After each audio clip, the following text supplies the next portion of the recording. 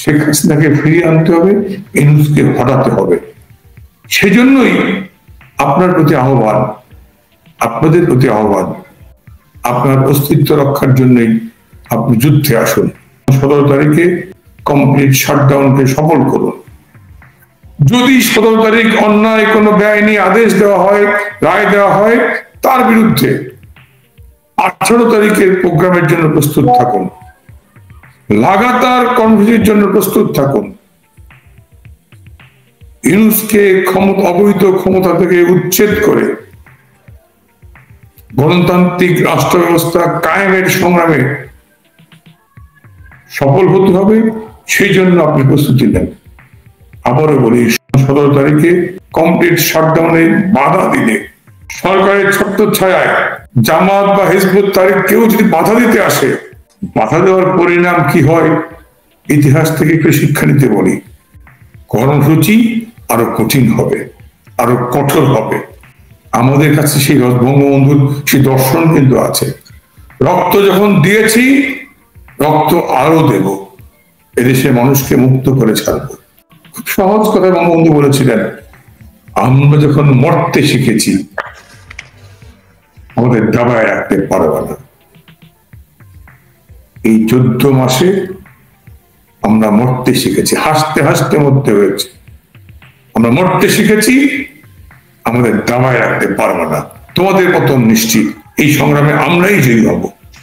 আমি সেই আশাবাদ দেখেই বাংলাদেশের মানুষকে, তরুণ প্রজন্মকে, ছাত্রদেরকে আহ্বান জানাবো, তোমাদের সাথে ওরা প্রতারণা করেছে, ওরা কুলাঙ্গার, ওরা বাটপার, ওরা দেশি বিদেশি গোয়েন্দা সংস্থার থেকে টাকা খেয়ে কোমলমতি ছাত্রছাত্রীদেরকে বিভ্রান্ত করে কোটা আন্দোলনের নামে তোমাদেরকে রাস্তায় নামিয়ে ওরা আজকে ক্ষমতার সিংহাসনে বসে আছে। লুটে পুটে শত হাজার কোটি টাকার মালিক হচ্ছে, অর্থবিত্তের মালিক হচ্ছে। কাজেই সাধারণ ছাত্ররা যেই টিমিলে ছিল সেই টিমেরই। ডাইনিং ক্যান্টিনে শেখ হাসিনা বাংলাদেশে ডাইনিং ক্যান্টিনে খাবারের মান ভালো হয় নাই। কোন বিশ্ববিদ্যালয়ে নতুন একটা অবকাঠামো হয় নাই। ছাত্রদের আবাসন ব্যবস্থা বৃদ্ধি হয় নাই। ছাত্রছাত্রীদের পরিবহন ব্যবস্থার উন্নয়ন হয় নাই। বরং জননেত্রী শেখ হাসিনা যে ইনফ্রাস্ট্রাকচার ডেভেলপ করে দিয়ে আবাসন ব্যবস্থার আবাসন সংকট নিরসন করা। আমি সেই ছাত্রছাত্রীদের আহ্বান জানাবো, তোমার ভবিষ্যতের জন্য, তোমার মুক্ত জ্ঞান চর্চা, মুক্ত বুদ্ধি চর্চা, মুক্ত সংস্কৃতি চর্চা, একটি অবাধ সুন্দর পরিবেশ নিশ্চিত করার জন্য তুমিও রাস্তায় আসো, তুমিও এই অন্যায়ের প্রতিবাদ করো। তুমি এসে তোমার আগামী সুন্দর করবার জন্য এই দুর্বৃত্তদের প্রতিহত করো। সরকারি কর্মকর্তা কর্মচারীরা বঞ্চিত, লাঞ্ছিত, চাকরিচ্যুত। সেনা কর্মকর্তারা আজকে কারাগারে। বেকারত্বের সংখ্যা আমি বললাম 27 লক্ষ নতুন বেকার হয়েছে। এই আপনি কি আপনাকে আপনার কর্মের সংস্থানের জন্যই ইউনূসকে দ্রুত হটাতে হবে। আপনার চাকরি ফিরে পাওয়ার জন্যই, আপনি চাকরিচ্যুত, আপনার চাকরি ফিরে পাওয়ার জন্যই ইউনূসকে হটাতে হবে। আপনার পরিবার চাঁদাবাজ সন্ত্রাসের শিকার, এই চাঁদাবাজ সন্ত্রাসীদের নির্মূল করার জন্যই আপনাকে এই শাটডাউন সফল করতে হবে। আপনি শিক্ষক, লাঞ্ছিত হয়েছেন, আপনার মর্যাদা এবং যারা আপনাকে লাঞ্ছিত করেছে সেই অপরাধীদের শাস্তির জন্যই এই শাটডাউন আপনি সফল করতে হবে। আমি সে কারণেই দেশের মানুষের প্রতি আমাদের আহ্বান, এই শাটডাউন শুধু আওয়ামী লীগের না, এই কমপ্লিট শাটডাউন শুধুমাত্র শেখ হাসিনার জন্য না। আগেই বলেছি, বারবার বলছি, শেখ হাসিনা বাংলা নামক জাতি রাষ্ট্রের অস্তিত্বের প্রতীক। শেখ হাসিনা বাঁচলেই বাংলাদেশ বাঁচবে। শেখ হাসিনাকে ফিরিয়ে আনতে পারলেই আপনি আপনার সম্মান, শ্রদ্ধা ফিরে পাবেন, মাথায় উঁচু করে মর্যাদা নিয়ে সমাজে বসবাস করতে পারবেন। আমি সে কারণেই বলছি, এই কমপ্লিট শাটডাউন বাস্তবায়নের দায়িত্ব শুধু আওয়ামী লীগের নয়, আপনারও, সাধারণ মানুষেরও। রিক্সাওয়ালা সারাদিন পরিশ্রম করে একদিনের খোরাক যিনি অর্জন করতে পারছেন না, দিন মজুর, ক্ষেত মজুর, আজকে অসহায় বিপর্যস্ত দ্রব্যমূল্যের কষাঘাতে, সেই মানুষগুলো আপনার স্বাভাবিক মৃত্যুর গ্যারান্টির জন্যই, আপনার জীবন মানের উন্নয়নের জন্যই, একটি স্বস্তি, একটু শান্তির বা একটু ভালোভাবে বাঁচবার জন্যই কবি হেলাল হাফিজের কবিতা আছে, শাশ্বত শান্তির যারা তারাও যুদ্ধে আসে, অবশ্য আসতে হয় অস্তিত্বের প্রগাঢ় আহ্বানে। জ্ঞানপাপী একটা বিশ্বভণ্ড ইউনূস দাবি করে অর্থনীতিবিদ, দাবি করে পণ্ডিত। আর ছাত্র ভালো হলে তো ঢাকা ইউনিভার্সিটি চান্স পেত, ভালো শিক্ষক হলে ঢাকা ইউনিভার্সিটি টিচার হতো। টিচার হয়ে গেছে সুদের ব্যবসা করতে। যে শিক্ষকটা টিচার হওয়ার পরে সুদের ব্যবসা করতে যায়, তার মান কতটুকু, তার ফ্যামিলি স্ট্যান্ডার্ডটা কি না বোঝেই আমরা এই সত্য। প্র্যাকটিক্যালি শুনতে খারাপ লাগে, কিন্তু আমি ওইভাবে ভাবি, খুব বেশি ভালো ছাত্র হলে তো ঢাকা ইউনিভার্সিটিতে চান্স পেত, আরো ভালো শিক্ষক হলে তো ঢাকা ইউনিভার্সিটি প্রফেসর হতে পারতো বা IBA প্রফেসর হতে পারতো। শেখ হাসিনা ভালো থাকলে ভালো থাকে বাংলাদেশ, এটা যুগ যুগ ধরে প্রমাণিত। 2007-8 2 বছর তাকে 11 মাস থেকে কারাগারে রাখা হয়েছে, নিক্ষেপ করা হয়েছে। একই চিত্র, বাংলাদেশের মানুষ মাত্র 2 বছরে নাভিশ্বাস হতে গিয়েছিল। শেখ হাসিনা 15 বছর ক্ষমতায় ছিলেন। বিএনপি জামাত বা ইউনূসদের কাছে ভালো লাগবে না, এই কারণে ইউনূস 14 মাসে এসে ব্যক্তিগতভাবে এবং তার গ্রামীণ প্রতিষ্ঠান কত হাজার কোটি টাকার বেনিফিট নিল। 600 কোটি টাকার তো শুধুমাত্র আয়কর মওকুফ গেল। এরপরে গ্রামীণ ওরিয়েন্টেড যা শিল্প প্রতিষ্ঠান লিটারালি চুরি করেছে। লেকচারার থেকে আইসা হয়ে গেলেন তিনি, আমি জানি না প্রফেসর বলে, প্রফেসর ইউনূস ছিলেন তো লেকচারার। লেকচারার থেকে কৃষি ব্যাংকের প্রজেক্ট জমা দিলেন। কৃষি ব্যাংকের প্রজেক্ট, কৃষি মন্ত্রণালয়ের প্রজেক্ট ছিল, সেখান থেকে তিনি এটা মাইক্রো ফিন্যান্স নিয়ে ডেভেলপ করেছেন। এই মাইক্রো ফিন্যান্সিং থেকে এসে আবার চলে গেলেন গ্রামীণ ফোনের ব্যবসা করতে,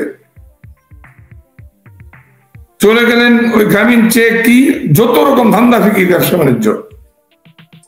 আর এখান থেকে বিদেশের টাকা পাচার করে, ক্লিন্টন ফাউন্ডেশন টাকা দিয়ে, হিলারি ক্লিন্টনকে টাকা দিয়ে নিজের ক্যারিয়ারকে গড়া, ঘুষ দিয়ে নোবেল পুরস্কার পাওয়া।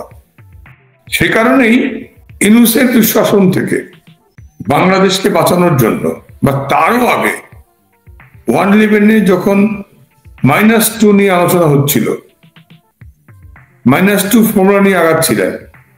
সময়, স্রোত এবং রাজনীতি কারোর জন্য বসে থাকে না,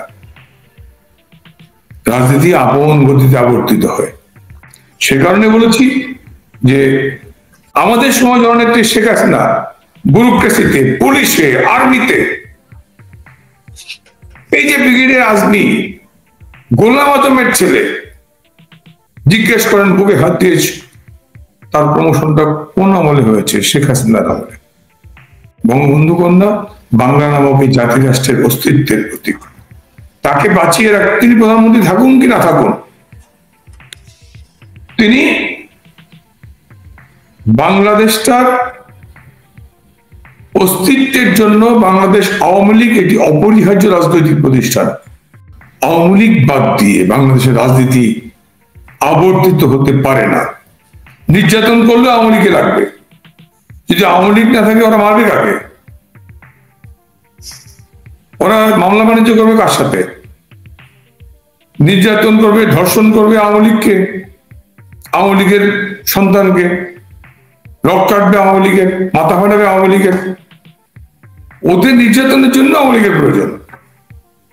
কাজেই আওয়ামী লীগ এবং বঙ্গবন্ধুকে জননেত্রী শেখ হাসিনা বাংলাদেশের অস্তিত্বের প্রতীক। শেখ হাসিনাকে বাদ দিয়ে বাংলাদেশ চলে না, চলবে না, এগোতে পারবে না। যে 17 তারিখে জননেত্রী শেখ হাসিনার বিরুদ্ধে যে রায়টা দেওয়া হবে, ওই রায়ে হয়তো ওনার ফাঁসি বা যাবজ্জীবন কারাদণ্ড, মানে 14 বছর একটা কারাদণ্ড দিয়ে এরপরে আওয়ামী লীগের উপর থেকে হয়তো নিষেধাজ্ঞা তুলে নিবে, যাতে আওয়ামী লীগ ইলেকশনে আসে কিন্তু শেখ হাসিনা আসতে না পারে। এটা আমার কাছে একটা ইনফরমেশন আছে যে এইরকম হইতে পারে বলে বলছে। আপনার কাছে আসলে ব্যাপারটা কি মনে হয়, বা আপনারা ওরকম হলে আপনারা মানবেন কিনা, ইলেকশনে যাবেন কিনা? গতকাল কিন্তু ইউনূস বলেছে আওয়ামী লীগের উপরে নিষেধাজ্ঞা আছে, কর্মকাণ্ড স্থগিত, সে ইলেকশনে অংশগ্রহণ করতে পারবে না।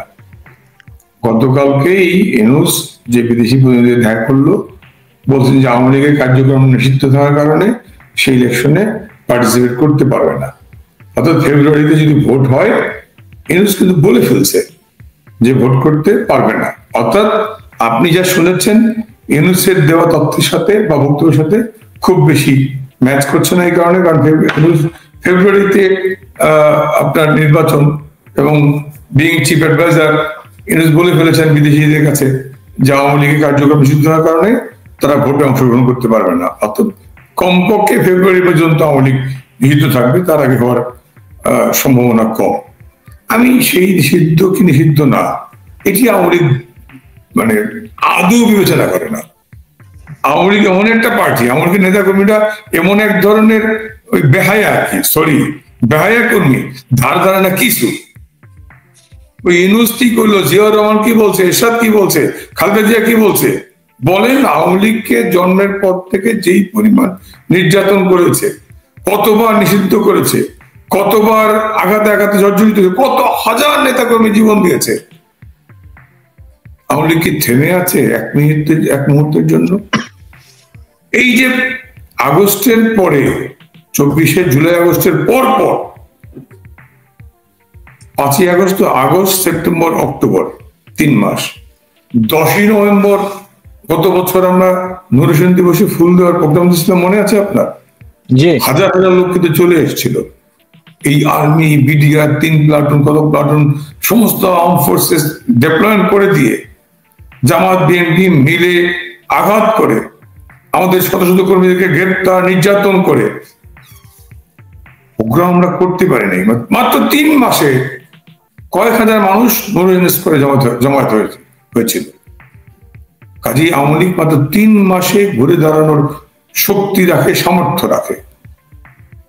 এই 25-এর 18ই ফেব্রুয়ারি হরতাল ছিল, ওরা প্রশাসনযন্ত্রকে ব্যবহার করে ভয় দেখিয়ে হয়তো হরতাল করতে দেয় নাই, কিন্তু হরতালের সমর্থনে কয়েক হাজার নেতাকর্মী ঢাকা শহরে প্রস্তুত ছিল।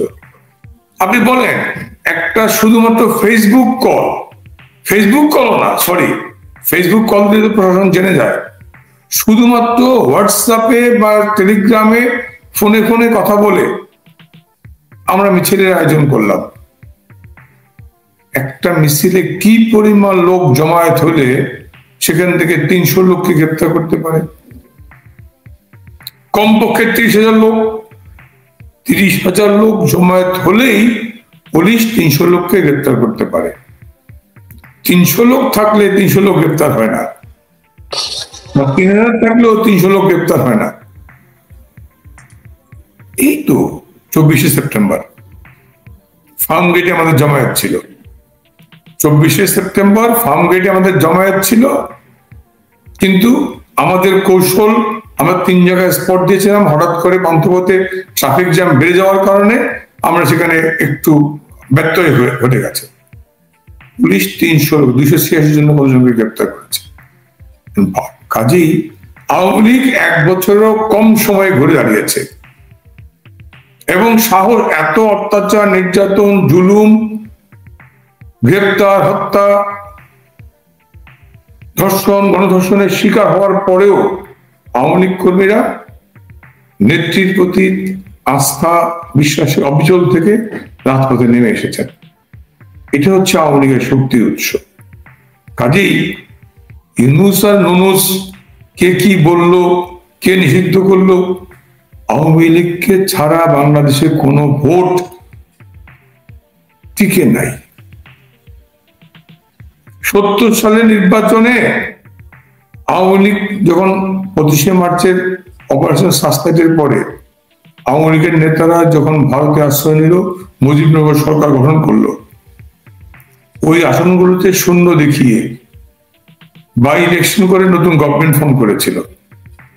এই পাকিস্তান, আমাদের বাংলাদেশে তৎকালীন পূর্ব পাকিস্তানে কিন্তু যে সকল আওয়ামী লীগের এমপিরা এমএলএরা মানে এমপি বা এমএলএরা ভারতে এসে মুজিবনগর সরকার গঠন করেছে, তাদের আসনগুলো শূন্য দেখিয়ে একটা ভোট করে ওরা গভর্নমেন্ট ফর্ম করেছিল।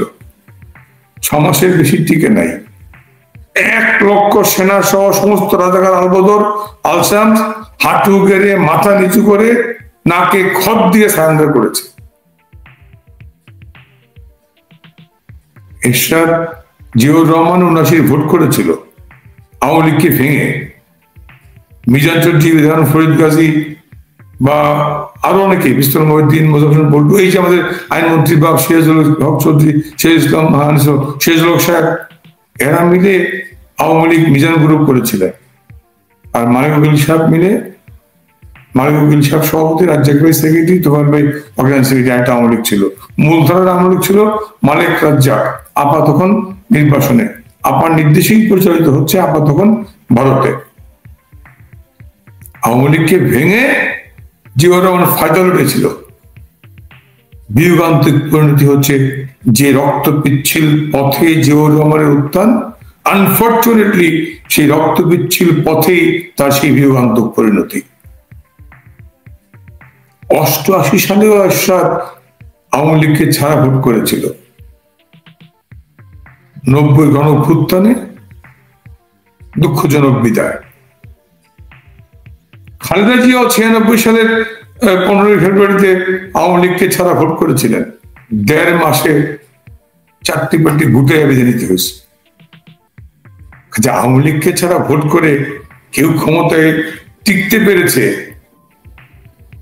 বিএনপি জামাতকে ছাড়া আওয়ামী লীগ 15 বছর দেশ চালাইল। বিএনপি, হ্যাঁ আপনারা বলবেন যে বিএনপি জামাতকে ছাড়া আপনারা ঢাকছেন। বিএনপি জামাতকে ছাড়া আমরা কিন্তু ছাড়তে চাইনি। ওদের রাজনৈতিক সেতু তারেক রহমান জানে ভোট হলে তিনি আসতে পারবেন না, তিনি এসে প্রধানমন্ত্রী হতে পারবেন না।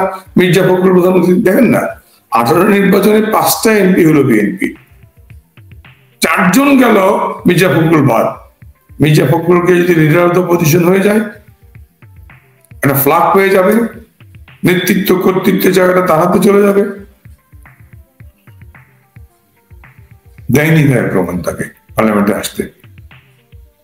যে দলটা এত হীনমন্যতায় ভোগে, মাত্র 1 বছরে তাদের যে বিপর্যয়, 4টা ইউনিভার্সিটিতে ভোট হয়েছে। ছাত্রলীগ তো নিষিদ্ধ, ঢুকতে দিচ্ছে না। ছাত্রলীগ ভোট কেন্দ্রে যাচ্ছে না, ভোট দিচ্ছে না ছাত্রলীগ, যেতেও পারছে না। গেলে যদি হামলা করে মারে, ছাত্রলীগ যাচ্ছে না ভোট দিতে। দেখবেন প্রত্যেকটা ইলেকশনে কিন্তু 20-25% ভোট মানে কাস্টিং কম হচ্ছে। ছাত্রদের ভোট তো আর 30,000 ছাত্র, সবাই কমপক্ষে ইন্টারমিডিয়েট পাস, বয়স কম, তাদের ভোট তো 100% কাস্ট হবে। আর প্রত্যেকটা ইউনিভার্সিটি দেখবেন ভোট 20 থেকে 25%, 30%, 28% কাস্টিং কম হচ্ছে। এই ভোটটা ছাত্রলীগের। ছাত্রলীগ ভোট কেন্দ্রে যাচ্ছে না। জামাত আর বিএনপি, ছাত্রদল আর ছাত্র শিবিরের যুদ্ধে ছাত্রদল দাঁড়াতেই পারছে না,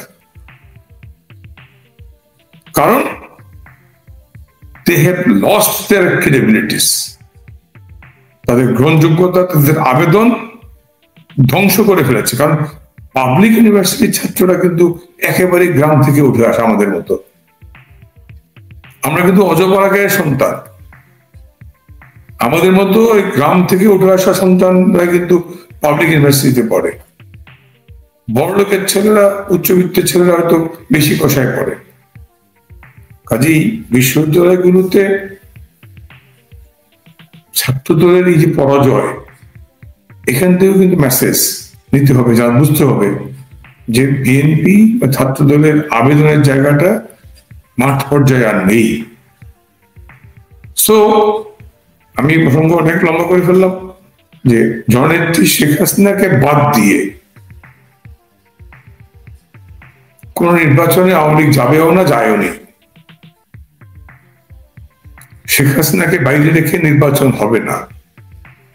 no vote, no vote, no vote, B O A T vote, no vote, V O T. কাজেই শেখ হাসিনাকে বাইরে রেখে, শেখ হাসিনাকে নির্বাসনে রেখে বাংলাদেশে নির্বাচন হবে না, হতে দেওয়া হবে না। জোর করে যেন প্রকারে ভোট করাতে পারেন, ড্রামা করতে পারেন। 15ই ফেব্রুয়ারি নির্বাচন, 1.5 মাসের মাথায় কিন্তু খবর আছে, 1.5 মাসের সময় এখন দেওয়া আছে। Thank you.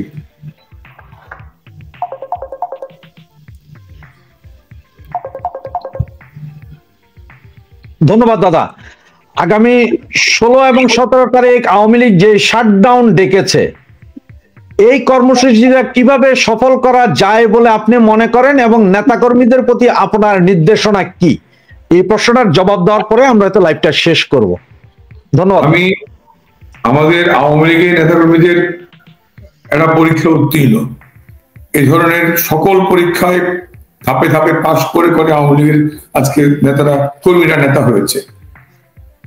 কোন সময়ে কি করতে হবে সেটি আওয়ামী লীগ যায়। তারপরেও বলি, এই শাটডাউন কর্মসূচি দেশ রক্ষার কর্মসূচি।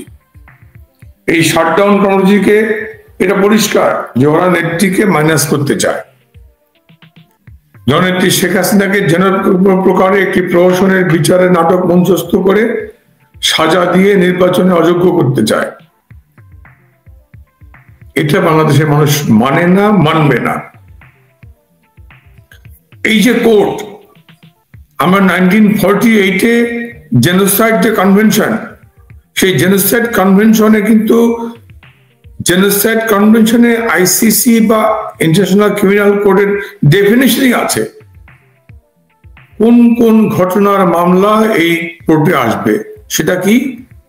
জেনোসাইড অর্থাৎ গণহত্যা, কি এথনিক ক্লিনজিং, একটা গোষ্ঠীকে নিশ্চিহ্ন করে দেওয়া, সেটা কি ক্রাইম অ্যাগেন্স্ট হিউম্যানিটি, মানবতার বিরুদ্ধে অপরাধ সংঘটন করা। এই ধরনের যুদ্ধ বিগ্রহ যদি হয়, কেউ যদি নিরীহ মানুষের উপর যুদ্ধ চাপিয়ে দেয়, যেটা অপারেশন সাসলাইট হয়েছিল 25শে মার্চে, যেটা 15ই আগস্টে হয়েছিল নিরীহ ঘুমন্ত বঙ্গবন্ধু পরিবারের উপরে হামলা করা, হত্যা করা। 24 সালের জুলাই আগস্টে কিন্তু তা হয়নি। আমি সেদিন আপনার সাথে বলেছি যে গোটা জুন মাস, জুলাই মাসের 18 তারিখ পর্যন্ত ছাত্রদের যে কর্মসূচি ছিল, প্রত্যেকটি কর্মসূচির উপরে মাননীয় নেত্রী প্রধানমন্ত্রী সহানুভূতিশীল ছিলেন। গণতান্ত্রিক মূল্যবোধের প্রতি তার অমত্য বোধ ছিল, শ্রদ্ধা ছিল। তার ধারণা ছিল কোর্ট থেকে যেই ইস্যুটা রেজ করেছে, কোর্টেই এটা হয়ে যাক। আমি তো চেম্বার জজে গিয়েছি, আমি তো অ্যাপিল ডিভিশনে গিয়েছি, অতএব কোর্ট থেকে সলভ হয়ে আসলে নির্বাহী বিভাগ এবং জুডিশিয়ারির মধ্যে যে অন্তর্দ্বন্দ্ব, যে সাইকোলজিক্যাল ওয়ার, সেটি থাকলো না। কিন্তু নেত্রীর এই মহানুভবতাকে, নেত্রীর এই মমত্ববোধ বা সহানুভূতিকে ওরা দূরভিসন্ধি যে ছিল, ইনফ্যাক্ট পরিকল্পিত ষড়যন্ত্র ছিল, সেখান থেকে এসে যা করলো, অর্থাৎ আপনার তো মনে থাকার কথা, নিরীহ পুলিশকে হত্যা করে উল্টো করে ফুটওভার ব্রিজে ঝুলিয়ে রেখেছে, গাছে ঝুলিয়ে রেখেছে প্যারাক মেরে। 18ই জুলাই বিটিভি ভবনে আগুন দিতে গেল, পুলিশ যদি গুলি করত তাহলে তো পুলিশকে ছাদে আশ্রয় নিতে হয় না। জননেত্রী শেখ হাসিনা যদি পুলিশকে, প্রধানমন্ত্রী শেখ হাসিনা পুলিশকে গুলি করার নির্দেশ দিতেন, লেথাল ওয়েপন্স ইউজের নির্দেশ দিতেন, অর্থাৎ মারণাস্ত্র ব্যবহারের নির্দেশ দিতেন, তাহলে কি পুলিশকে পাশের সেই রুপটপে কি আশ্রয় নিতে হয়? র্যাবের হেলিকপ্টার দিয়ে পুলিশকে উদ্ধার করতে হয়? মারণাস্ত্র ব্যবহারের অনুমতি দিলে তো পুলিশ মারণাস্ত্র ব্যবহার করে পাখির মতো গুলি করে ওদের হত্যা করতে পারত। বিজিবি হত্যা করতে পারত। শেখ হাসিনা মাননীয় প্রধানমন্ত্রী তা করেন নাই, তা করতে দেন নাই। পুলিশ গিয়ে রুফটপে সেই হাইরাইজ বিল্ডিং এর ছাদে আশ্রয় নিয়েছেন, সেখান থেকে হেলিকপ্টার, র্যাবের হেলিকপ্টার গিয়ে তাদের রেস্কিউ করেছে।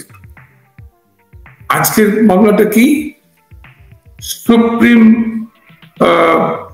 কমান্ড রেসপন্সিবিলিটি, অর্থাৎ প্রধানমন্ত্রী হয়ে তিনি হত্যার নির্দেশ দিয়েছেন, লিথল ওয়েপন্স ব্যবহারের নির্দেশ দিয়েছেন। বললাম তো, যদি প্রধানমন্ত্রী হত্যার নির্দেশ দিতেন তাহলে তো পুলিশকে গিয়ে ছাদে আশ্রয় নিতে হয় না, নিরীহ পুলিশ নির্মম হত্যাকাণ্ডের শিকার হয় না, 3000 পুলিশকে জীবন দিতে হয় না। হ্যাঁ, যারা যে পুলিশ সদস্য হত্যাকাণ্ডের শিকার হয়েছেন, যে নিরীহ মানুষ, ছাত্র অথবা যুবক বা কর্মচারী, শ্রমিক হত্যাকাণ্ডের শিকার হয়েছেন, তাদের পরিবারের প্রতি আমাদের সহানুভূতি আছে। আমাদের দেখতে হবে, আমরা দেখব, খুঁজে বের করব সে কোন গুলিতে, কার গুলিতে তার জীবন গেল। সেটা কি 7.62 এর গুলি, স্নাইপার গানের গুলি, না অন্য কিছু?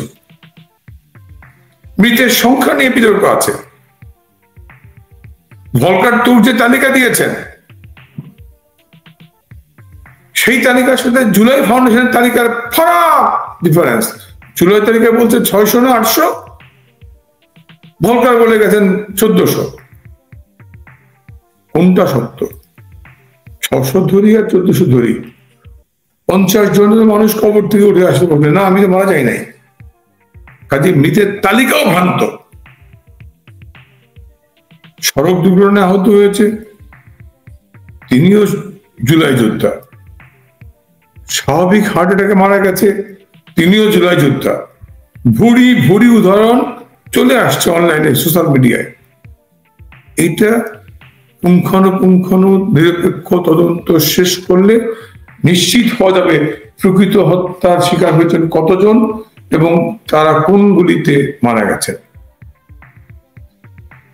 আর এখানে সুপ্রিম কমান্ড রেসপন্সিবিলিটি কমপ্লাই করবে না, আসবে না, এখানে আসবে, অ্যাপ্লিকেবল হবে না। এই কারণে শেখ হাসিনা গুলি করার নির্দেশ দেন নাই। যাত্রাবাড়িতে যে পুলিশকে আপনি গুলি করে হত্যা করবেন, সেই পুলিশ তার জীবন রক্ষার জন্য গুলি করবে না, লাঠিচার্জ করবে না, ব্যানার দিয়ে খোঁজাবে, সেটা কি শেখ হাসিনাকে জিজ্ঞেস করে করবে? রেলওয়েতে আগুন দিলে রেলওয়ে হাজারো যাত্রীকে রক্ষার জন্য রেলওয়ের কর্তব্যরত পুলিশ কি করবে? তাৎক্ষণিকভাবে গুলি করবে, না ট্রেন থামাবে, না কি করবে? সেটা তখন প্রধানমন্ত্রীকে ফোন করার মতো সময় থাকে না, পরিবেশ থাকে না। তার ট্রেনিং, তার প্রশিক্ষণ, সেখান থেকে অর্জিত জ্ঞান, লব্ধ অভিজ্ঞতা, তা দিয়ে সিদ্ধান্ত নেবেন। কাজেই এটা একেবারেই রাজনৈতিক দুরভিসন্ধি। অর্থাৎ শেখ হাসিনা যুদ্ধকারীদের ফাঁসি দিয়েছে, শেখ হাসিনা বঙ্গবন্ধুর খুনিদের ফাঁসি দিয়েছে, অতএব শেখ হাসিনাকে ফাঁসি দিতে হবে। বা তারেক রহমানকে গ্রেনেড হামলায় যাবজ্জীবন দিয়েছে, শেখ হাসিনাকে যাবজ্জীবন দিতে হবে। তারেক রহমান 10টা অস্ত্র আনলো, তারেক রহমান মিটিং করে, হাওয়া ভবনে গোপন বৈঠক করে, রাষ্ট্রযন্ত্রকে ব্যবহার করে পাকিস্তান থেকে আর্জেস গ্রেনেড এনে শেখ হাসিনাকে হত্যা করার চেষ্টা করলো। 24 জন মানুষ জীবন দিল, সহস্রাধিক মানুষ। আমাদের মধ্যে আমরা পঙ্গুত্বের অভিশাপ নিয়ে ঘুরে ঘুরে বেড়াচ্ছি, জানেন? পরিবারকে বলতে পারি না। আমাদের শরীরে কিন্তু গ্রেনেডের splinter, in fact foreign metallic body আমাদের শরীরের মধ্যে আছে। আমরা গুরুতর অসুস্থ হয়ে পড়লে এমআরআই করতে হয় না, আমাদেরকে ম্যাগনেটিক চ্যানেল দিয়ে পাস করাতে পারবেন না, কারণ আমাদের শরীরের মধ্যে ফরেন মেটালিক বডি রয়ে গেছে, ইস্পাত বা লোহার টুকরা, স্প্লিন্টার রয়ে গেছে। হানিফ ভাই বেলা যেটা হলো, আমাদের কিন্তু আপনি চাইলেও প্রপার ট্রিটমেন্ট করাতে পারবেন না। আমরা যেই সহস্রাধিক মানুষ পঙ্গু হয়েছি, শরীরের মধ্যে স্প্লিন্টার আছে, আমাদেরকে কিন্তু বিনা চিকিৎসায় মুক্ত হবে অসুস্থ হয়ে পড়লে। এবং এই গ্রেনেড হামলার বিচার তারেক রহমান হয়েছে, 10টা কষ্ট মামলার বিচার হয়েছে। সৌদি আরব থেকে এতিমের জন্য পাঠানোর টাকা লুট করে খেয়েছো, চুরি করেছো, তার বিচার হয়েছে। জামাতিদের বিচার হয়েছে যুদ্ধাপরাধের জন্য, ওরা তার প্রতিশোধ নেবে। সেখানে বেটি হাসিনা, তুমি কেন আমাদের ফাঁসি দিচ্ছ?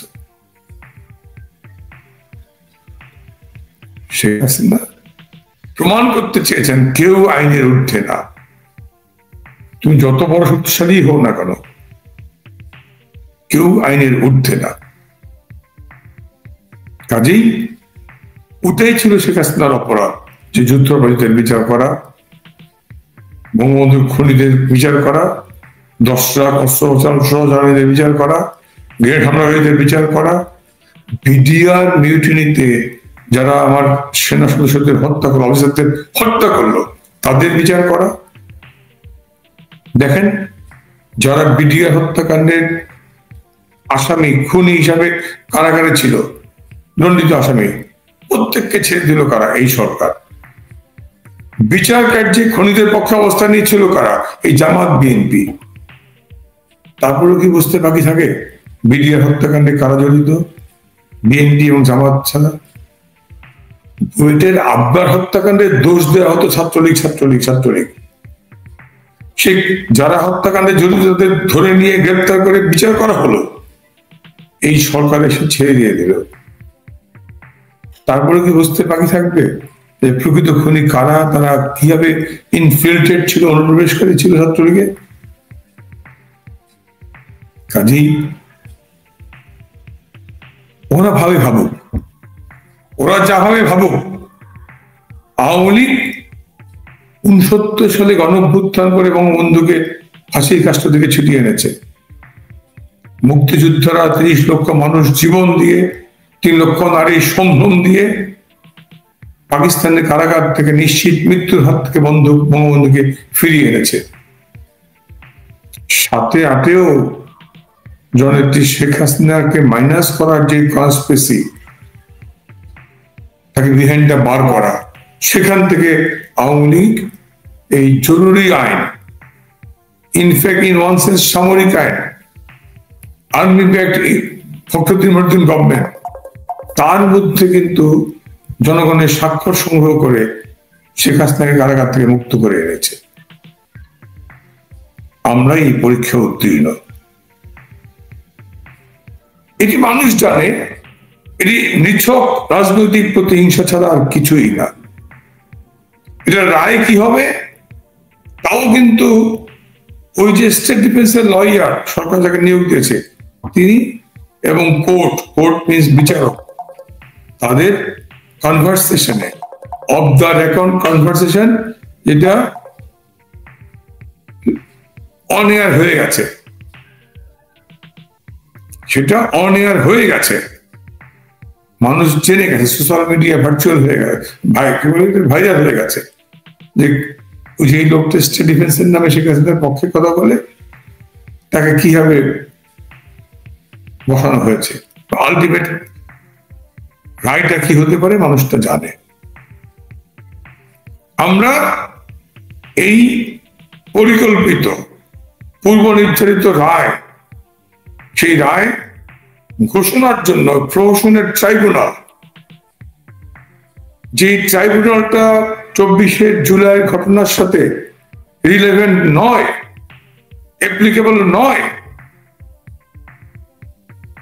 সেই ট্রাইব্যুনাল মানি না। এই ট্রাইব্যুনালের কোন অন্যায় আদেশ বা রায় জনগণ মানে না, মানবে না। আমরা গণঅভ্যুত্থান করে রাজপথের দখল নিয়েই আমাদের প্রিয় নেত্রীকে দেশে ফিরিয়ে আনবো। জনগণের কাছে আহ্বান, এই শাটডাউন শুধু শেখ হাসিনার জন্য নয়, এই শাটডাউন আপনার জন্য। কারণ আপনি ঘরে নিরাপদ না, আপনি সম্মান নিয়ে, মর্যাদা নিয়ে মাথা উঁচু করে সমাজে হাঁটতে পারছেন না মব লিঞ্চিং এর ভয়ে।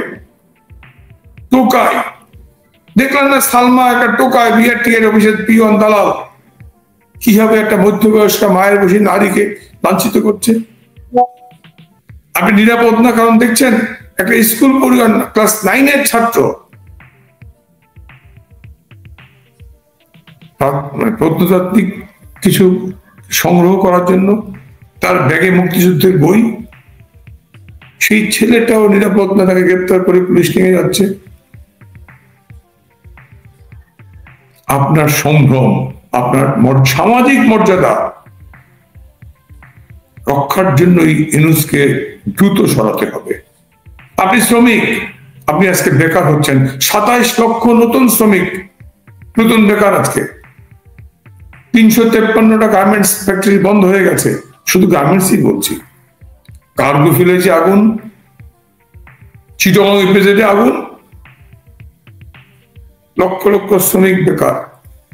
কার্গো ভিলেজে আগুনের মধ্য দিয়ে আমার গার্মেন্টস সেক্টরে কত পরিমাণ বায়ারের হারালাম।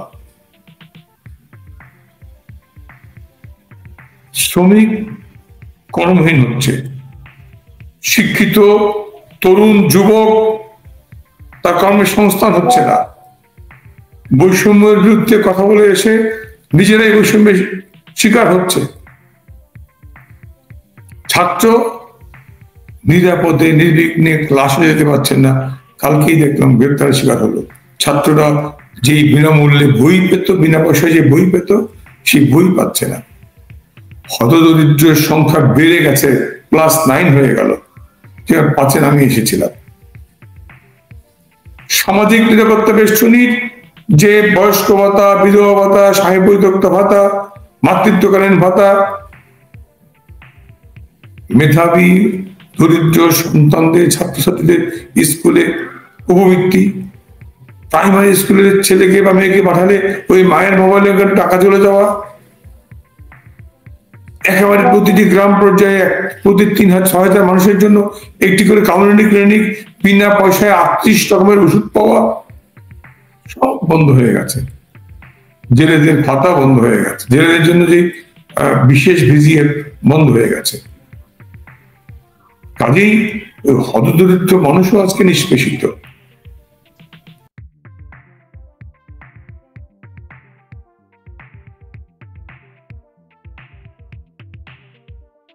প্রধান বিচারপতি কি জবাব দেবেন? 10 ট্রাক অস্ত্র মামলায় সবাইকে খালাস করে দিলেন। অস্ত্র আসে নাই, ইউরিয়া ফার্টিলাইজার ফ্যাক্টরিতে অস্ত্র পাওয়া যায় নাই, সেটা ভুল। কাজেই সকল মব লিঞ্চিং এর নামে হাইকোর্টকে বিচারপতিদেরকে অপসারণে বাধ্য করে ওই দুর্বৃত্তদেরকে, অপরাধীদেরকে মুক্ত করে দেওয়া হয়। আমরা জানি এই কারণে ওই শ্রেণীটা যারা গ্রেনেড হামলার সাথে জড়িত, যারা মুক্তি আন্দোলন বা জেএমবি, হরকাতুল জিহাদ, বাংলা ভাই, আনসারুল্লাহ বাংলা টিমের সাথে জড়িত, বা বিএনপি, জামাত, যাদের রায় হয়েছে, সাজা হয়েছে, তারা মনক্ষুণ্ণ ছিলেন। এটি সত্য। আমাদের সময় নির্বাচন নিয়ে বিতর্ক আসে, আমি অস্বীকার করছি না। যদি বিএনপি পার্টিসিপেটরি ইলেকশনে পার্টিসিপেট করতো, ইলেকশনে যদি পার্টিসিপেটরি হতো, তাহলে হয়তো ইলেকশনটা আরেকটু ক্রেডিবিলিটি পেত, আরেকটু ক্রেডিবল হতো। বিএনপি নির্বাচন চায় নাই, নির্বাচন তো চায় নাই, নির্বাচন শুধু বর্জন করে নাই, নির্বাচন বানচাল করার জন্য যা যা করা দরকার তা করেছে। জীবন্ত মানুষকে পুড়িয়ে মারা, ভোট কেন্দ্রে আগুন দেওয়া, প্রিজাইডিং অফিসার হত্যা করা, স্কুল ছাত্রকে চোখ ধ্বংস করা, শিক্ষিকাকে লাঞ্ছিত করা। অর্থাৎ শুধু নির্বাচন বর্জন না, নির্বাচন বানচাল করার জন্য যা যা করা দরকার, লঞ্চে, বাসে, ট্রেনে, যেখানে আগুন দিয়ে ওরা জীবনকে বিপর্যস্ত করে ফেলেছিল। সেক্ষেত্রে হয়তো বলতেই পারেন 14 ভোট, 18 ভোট। তুমি নির্বাচন না এলে আমি কি করব? নির্বাচনটা হচ্ছে সাংবিধানিক ধারাবাহিকতা রক্ষার একটি অপরিহার্য অধ্যায়। সাংবিধানিক ধারাবাহিকতা রক্ষা করতে হলে আমাকে নির্বাচন হতে হবে। তুমি না এলে আমি অখবর পাবো, তুমি এলে কম্পিটিশন হবে, পার্টিসিপেটরি ইলেকশন হবে। তুমি বা আমি কেউ না গেলে নির্বাচন বসে থাকবে, ভাবার কোনো কারণ নাই। বিএনপি হলো না, আওয়ামী লীগও গেল না। যদি খুচরা পার্টিগুলো ইলেকশনে যায়, তারা জিতে আসবে, তারাই পার্লামেন্ট গভর্নমেন্ট ফর্ম করবে। কারো সময়, স্রোত, রাজনীতি কারোর জন্য বসে থাকে না।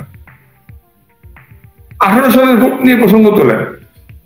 আমি বারবার বলি 18 সালের ভোটে রাতের ভোট, আমাকে একটা লোক দেখান যে একটা লোক কমপ্লেন করেছে আমি ভোট কেন্দ্রে গিয়ে ভোট দিতে পারিনি। রাতের ভোটের কথাটা চট্টগ্রামে 2টা বা 3টা সেন্টারে সেটা হওয়ার কথা এসেছিল এবং তাৎক্ষণিক ভাবে ওই ভোট কেন্দ্রের ভোট গ্রহণ এবং ভোট কেন্দ্রের নির্বাচন প্রক্রিয়ায় স্থগিত করে দেওয়া হয়েছে এবং বানচাল করে দেওয়া হয়েছে। ওই চট্টগ্রামের 2টা বা 3টা সেন্টারে কি ঘটেছে তা দিয়ে বাংলাদেশ আপনি পুরাই দেন। আমাকে বলেন কোন লোকটা মিডিয়ার সামনে গিয়ে বলেছে আমি ভোট কেন্দ্রে গিয়েছিলাম মেহেন্দিগঞ্জে বা বরিশালে বা বগুড়ায় বা বরগুনায় বা ঝালকাঠিতে, নলছিটিতে, ভোলায় অথবা নোয়াখালী আমি ভোট দিতে পারিনি। আমরা একটা লোককেও বিএনপি দেখাতে পারে নাই যে আমার ওই লোক ভোট কেন্দ্রে গিয়ে ভোট দিতে পারে নাই। তুমি ভোট দিতে যাও নাই, তোমার দায়িত্ব। ভোট দিতে তুমি যাও নাই, সে তোমার পছন্দ। কেউ ভোট কেন্দ্রে গিয়ে দেখছে তার ভোট দেওয়া হয়ে গেছে, একটা লোককে খুঁজে পাওয়া যায় নাই। না পেরে বলছো রাতের ভোট, তুমি ভোট কেন্দ্রে যাবা না। আর ইলেকশন মনোনয়ন বাণিজ্য, এক একটি কেন্দ্রে বিএনপি 2, 3, 4 প্রার্থী, কমপক্ষে 2 প্রার্থী, কখনো কখনো 3 প্রার্থী। এই যে মনোনয়ন বাণিজ্য তারা প্রমাণ করলেন, যেই কারণে বিএনপি দ্বিধাগ্রস্ত ছিল। বিএনপি সিদ্ধান্ত নিতে ভুগেছে। তারা ইনফ্যাক্ট নির্বাচনী লড়াইয়ে আসতেই পারে নাই। কারণ একটা কেন্দ্রে যদি বিএনপি থেকে তারেক রহমান একজনকে দেয়, মির্জা ফখরুল একজনকে দেয় বা অমুকজন একজনকে দেয়, তাহলে কোন বিএনপি কার পক্ষে যাবে? এই কারণেই 18 ভোটটাও যা হওয়ার কথা ছিল তা হলো না। তারেক রহমানের অর্থ লিপ্সা এবং মনোনয়ন বাণিজ্যের কারণে ওরা এলো না, মনোনয়ন বাণিজ্য করলো। সত্য ভোটটা দুর্বল ভোট হয়েছে। আগেই বলেছি ভোট তো আমার জন্য থেমে থাকবে না, আমি না গেলেও ভোট হবে। ভোট বললাম না, একটা সময় শুনলাম সময় এবং স্রোত, time and tide for none. আমি যোগ